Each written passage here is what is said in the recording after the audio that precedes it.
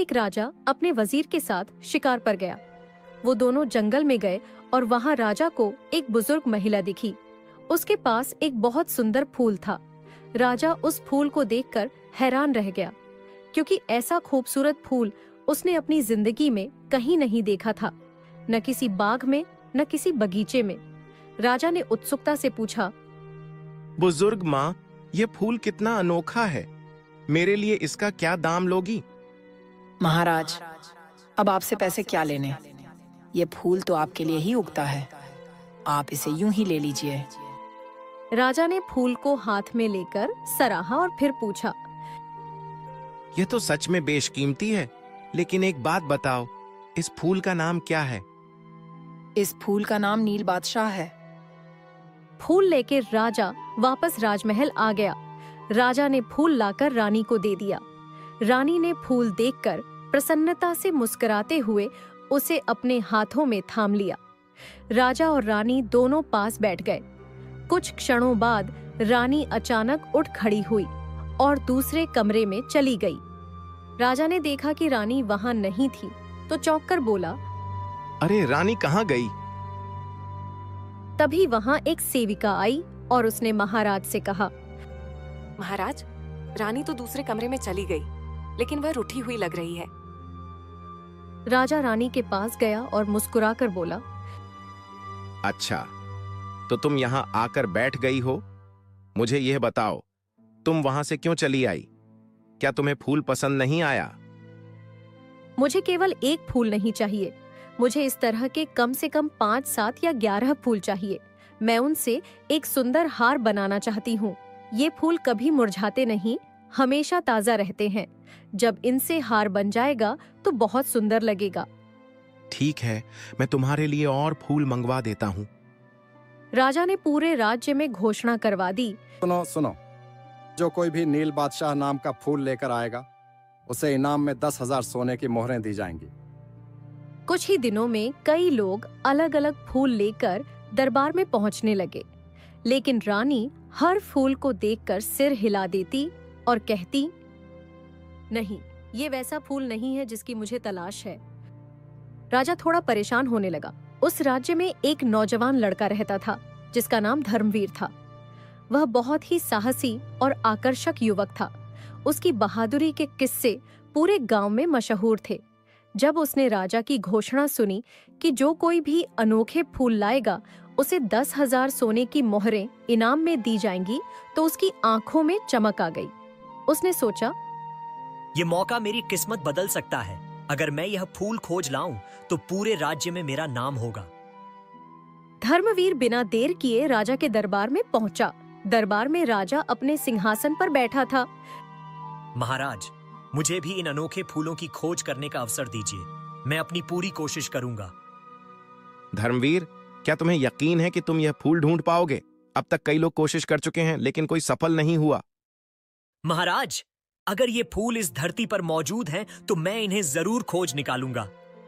राजा उसकी हिम्मत से प्रभावित हुआ और अपने सेवक को इशारा किया, आपके बेबी के बाल पंख जैसे मुलायम होते हैं, तो आइए जॉनसन्स बेबी शैम्पू को टेस्ट किया जाए एक पंख पर, और इन्हें साफ करेंगे जॉनसन्स बेबी शैम्पू से और एक कठोर शैम्पू से। जॉनसन्स बेबी शैम्पू कोमलता से साफ और प्रोटेक्ट करते हैं पहले पल से। जॉनसन्स प्रॉमिस, पहले पल से। सेवक एक सुंदर दुर्लभ फूल लेकर आया और उसे धर्मवीर को सौंप दिया। ये फूल ले जाओ और इसी तरह के फूल खोज कर लाओ। अगर तुम सफल हुए तो इनाम के साथ साथ तुम्हें मेरी ओर से एक विशेष उपहार भी मिलेगा। महाराज, मैं शीघ्र ही लौटूंगा। इसके बाद वह अपने घोड़े पर सवार हुआ और तेजी से जंगलों की ओर निकल पड़ा। घूमते घूमते वह एक रहस्यमयी स्थान पर पहुंचा, जहां एक साधु तपस्या कर रहा था। साधु की बहुत चर्चा थी। कहा जाता था कि उसके पास दिव्य शक्तियां थीं और वह भविष्य देख सकता था। धर्मवीर साधु के पास ही रहने लगा और 7 दिन तक उसकी सेवा की। उसकी सेवा और निष्ठा देखकर साधु बहुत प्रसन्न हुआ। बेटा, मैं तुमसे बहुत खुश हूँ। मांगो, तुम्हें जो चाहिए मैं तुम्हें दूंगा।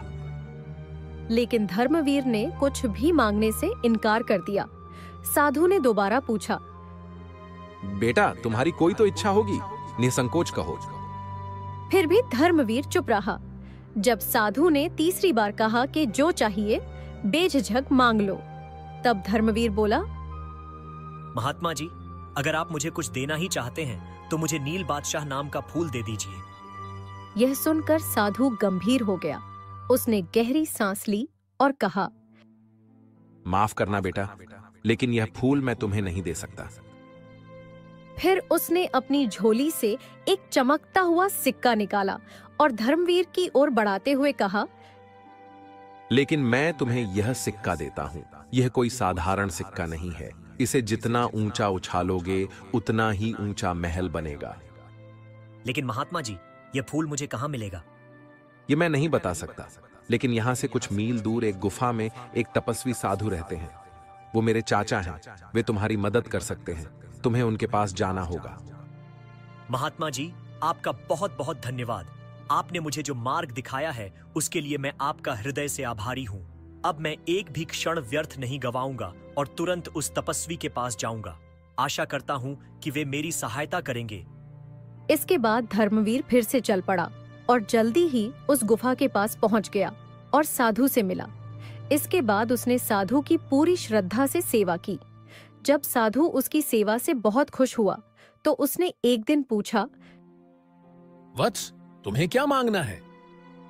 पहले तो उसने कुछ नहीं मांगा, लेकिन जब तीसरी बार पूछा गया तो धर्मवीर बोला, बाबा जी, मुझे नील बादशाह नाम का फूल चाहिए और कुछ नहीं।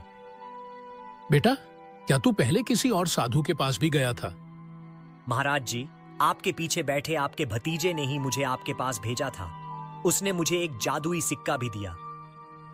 वत्स, फूल तो तुम्हें मिल सकता है, लेकिन उससे पहले तुम्हें एक और कठिन परीक्षा से गुजरना होगा। यहां से 18 मील दूर एक पीपल के पेड़ के पास एक बहुत बड़ा तालाब है। उस तालाब में एक परी नहाने आती है। यह फूल तुम्हें उसी परी से मिल सकता है, लेकिन इसके लिए तुम्हें एक कठिन कार्य करना होगा। जब वह परी नहाने के लिए अपने पंख उतारेगी तो तुम्हें उसके पंख उठा लेने होंगे। ध्यान रखना, इसके बाद पीछे मुड़कर बिल्कुल मत देखना और सीधे मेरे पास आ जाना। धर्मवीर यह सुनकर बहुत खुश हुआ। उसने साधु बाबा से आशीर्वाद लिया और वहां से चल पड़ा। कुछ ही समय बाद वह तालाब के पास पहुंचा और एक पेड़ के पीछे छिप गया। कुछ देर बाद एक परी आई और नहाने लगी। धर्मवीर यह देखकर हैरान रह गया। जैसे ही वे नहाने में मग्न हुई, धर्मवीर ने मौका देखकर उसके पंख उठा लिए और तुरंत वहां से भाग गया। जब परी नहाकर बाहर निकली और अपने पंख ना पाकर वे चौंक गई। तभी उसकी नजर घोड़े पर भागते हुए धर्मवीर पर पड़ी। धर्मवीर बिना रुके साधु की कुटिया में घुस गया। परी भी उसके पीछे पीछे वहां पहुंच गई। साधु गुफा के बाहर ही खड़ा था।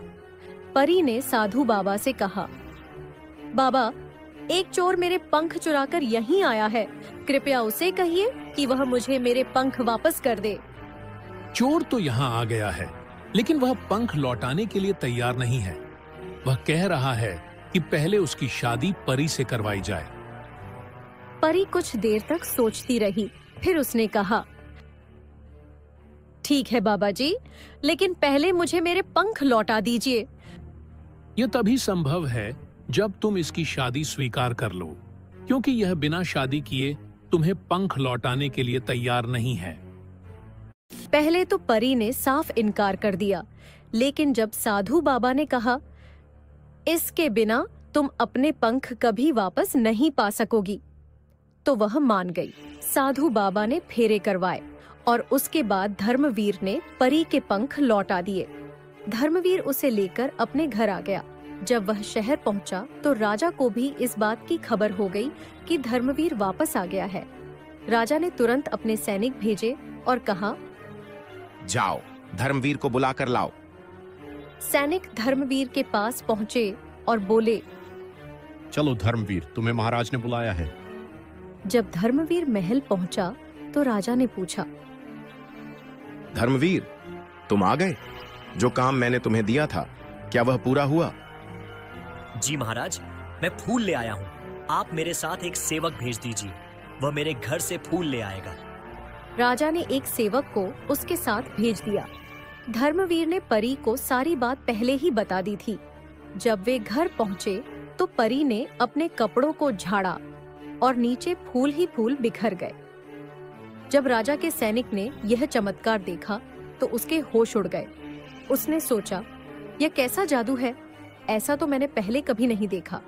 सैनिक फूल लेकर दरबार में गया तो राजा चौंक गया और सोचने लगा, इतने सारे फूल यह कहाँ से ले आया?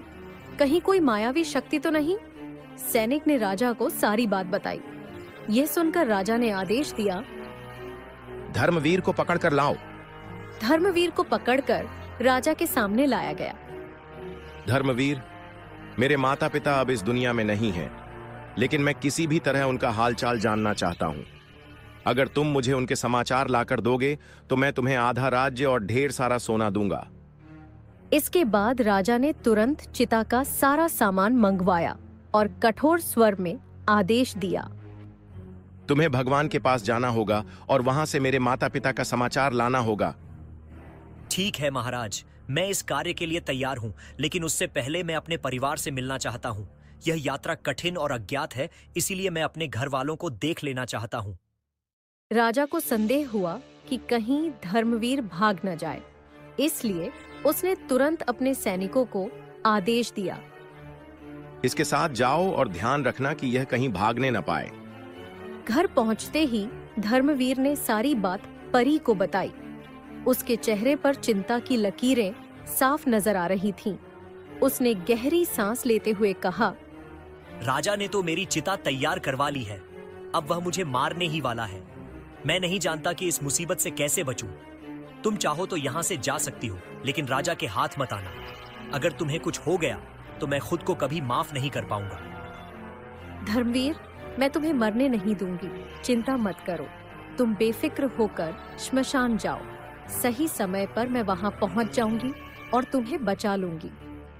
राजा के आदेश पर सैनिक धर्मवीर को श्मशान ले गए। वहां पहले से ही लकड़ियों का ढेर लगा हुआ था। धर्मवीर को चिता पर लिटा दिया गया और ऊपर से लकड़ियां रख दी गई। जैसे ही आग लगाने की तैयारी शुरू हुई, तभी अचानक परी अदृश्य रूप में वहां पहुंची। किसी को कुछ भी समझ में आता, इससे पहले ही उसने अपने जादू से धर्मवीर को चिता से निकाल लिया और हवा में गायब हो गई। चिता में आग लगा दी गई। देखते ही देखते लकड़ियां जलने लगी और सबको लगा कि धर्मवीर जलकर भस्म हो गया।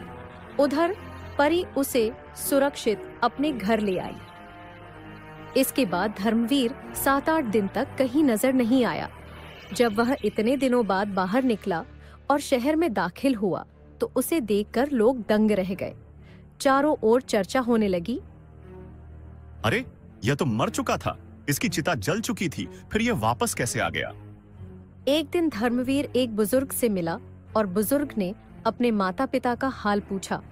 धर्मवीर ने मुस्कुराते हुए कहा, वे बिल्कुल अच्छे हैं, वहाँ सब कुछ ठीक है, कोई चिंता की बात नहीं है। यह खबर जैसे ही राजा तक पहुंची, वह गुस्से से तिलमिला उठा। उसने नाराजगी जताते हुए कहा, धर्मवीर मेरे पास क्यों नहीं आया?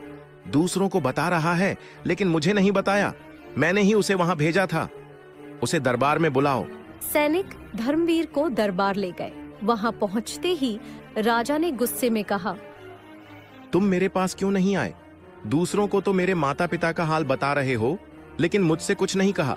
बताओ, मेरे माता पिता का क्या हाल है और दादा दादी कैसे हैं?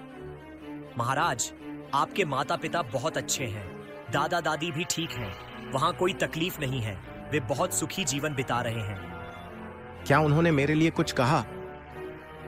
हाँ महाराज, उन्होंने कहा है कि अगर आपको विश्वास नहीं हो तो आप खुद उनसे मिलने आ सकते हैं। राजा सोच में पड़ गया। कुछ देर विचार करने के बाद उसने कहा, ठीक है, मैं खुद वहां जाऊंगा और अपने माता पिता से मिलूंगा। तब तक तुम इस राज्य की देखभाल करो। राजा ने तुरंत चिता की तैयारी करवाई। उसे चिता पर लिटाया गया और लकड़ियां रख दी गई। जब आग लगाई गई तो राजा चीख उठा, बचाओ, बचाओ! महाराज चिल्ला क्यों रहे हैं? रानी जी, महाराज चिल्ला नहीं रहे बल्कि खुश हो रहे हैं क्योंकि अब उन्हें अपने माता पिता दिखने लगे हैं। राजा जलकर भस्म हो गया और धर्मवीर ने राजगद्दी संभाल ली। देखभाल करो। राजा ने तुरंत चिता की तैयारी करवाई। उसे चिता पर लिटाया गया और लकड़ियां रख दी गई। जब आग लगाई गई तो राजा चीख उठा, बचाओ बचाओ। महाराज चिल्ला क्यों रहे हैं? रानी जी, महाराज चिल्ला नहीं रहे बल्कि खुश हो रहे हैं क्योंकि अब उन्हें अपने माता पिता दिखने लगे हैं। राजा जलकर भस्म हो गया और धर्मवीर ने राजगद्दी संभाल ली। इस तरह धर्मवीर की सूझबूझ और साहस ने उसे न केवल जीवन दान दिया बल्कि पूरे राज्य का राजा भी बना दिया।